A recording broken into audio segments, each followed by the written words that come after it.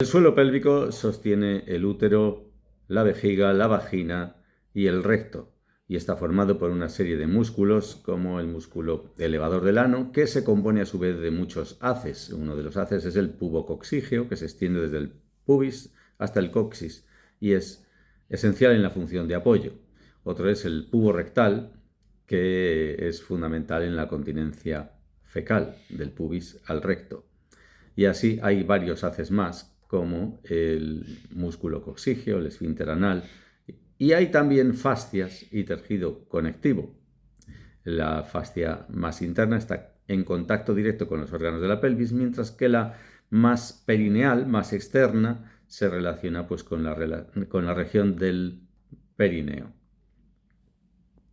Cuando se habla de diafragma pélvico, es una parte del suelo pélvico, es una capa del suelo pélvico, o varias, formada por los músculos elevador del ano y coccígeo.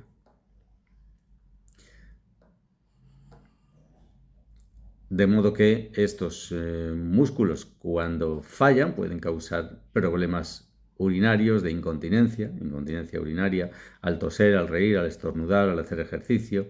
Pueden causar problemas de incontinencia intestinal, que pueden ser incontinencia de heces, pero también incontinencia de flatos, y pueden causar suciedad en la ropa interior por fuga simplemente, o pueden causar problemas de incontinencia, de urgencia fecal, de necesidad imperiosa de correr al baño.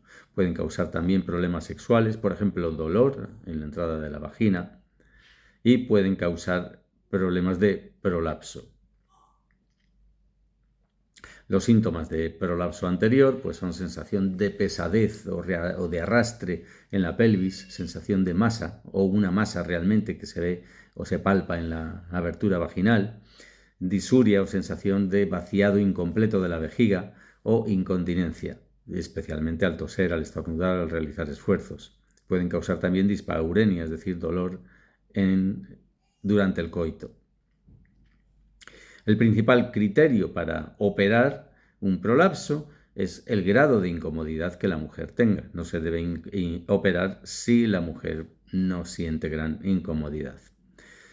Otro tipo de prolapso es el apical. Prolapso apical significa descenso o protrusión del ápex, de la parte superior de la vagina hacia el introito vaginal. Una de los factores de riesgo más importantes es el haber sido sometida a histerectomía, sobre todo si es una histerectomía total.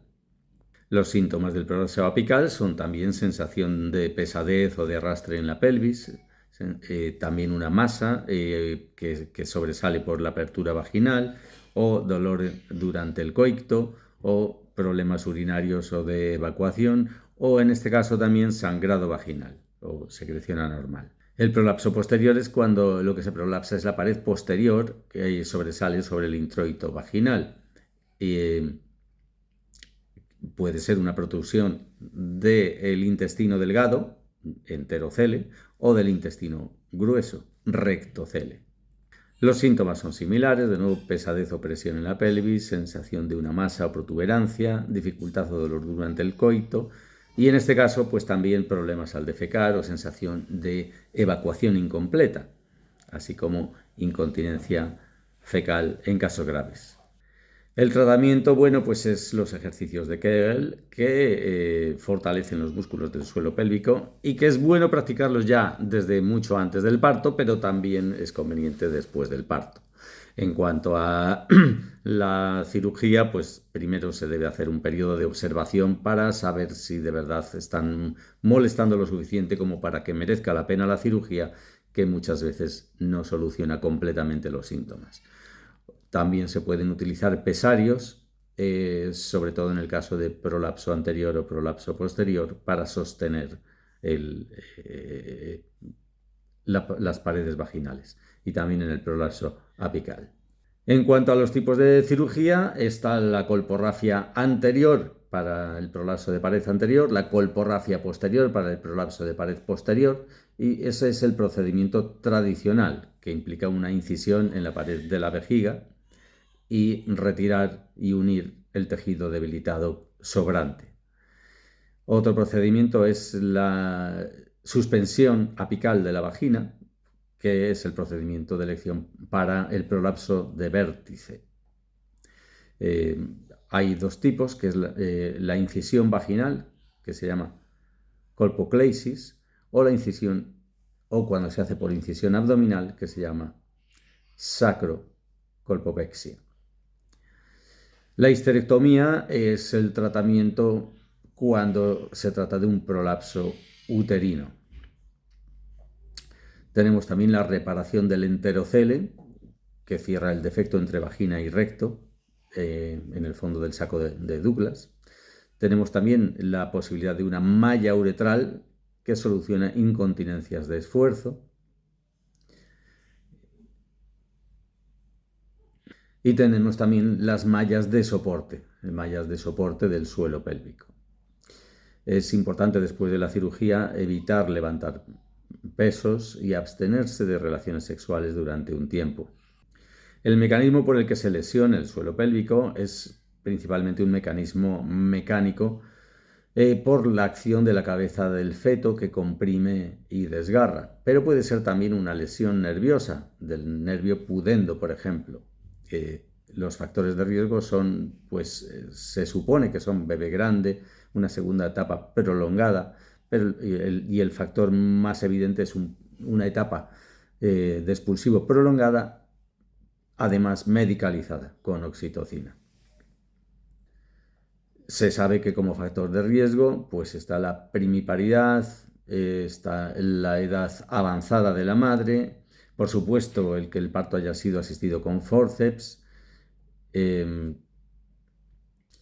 una segunda etapa del parto prolongada y medicalizada con oxitocina, y desgarros profundos y extensos que hayan ocurrido en el parto. La prevención: perder peso antes del embarazo, es muy importante. Evitar una segunda etapa prolongada activa medicalizada. La etapa prolongada con la acción además de la oxitocina, pues es un factor predisponente, sobre todo si hay un parto vaginal operatorio. Por tanto, es conveniente elegir el modelo de parto en el que exista menor probabilidad de uso de oxitocina, forceps, ventosa, etc. Casi siempre, o bien un parto lo más natural posible, o bien pasar a la cesárea no demasiado tarde, si el parto se hace difícil. El parto natural en domicilio es un factor de protección de los desgarros por muchos motivos. Primero, porque el ritmo del parto es el ritmo natural, no está acelerado ni estresado con oxitocina. La posición libre de la madre hace que se adapte al movimiento de salida de la cabeza. Hay menor presión para pujar, porque los pujos son espontáneos, son los que la madre siente que debe realizar. Hay menos intervenciones mecánicas, menos probabilidad de forceps o de ventosa. Casi nunca se necesita hacer una episiotomía. Y bueno, pues todos estos factores predisponen a una mejor preservación del suelo pélvico.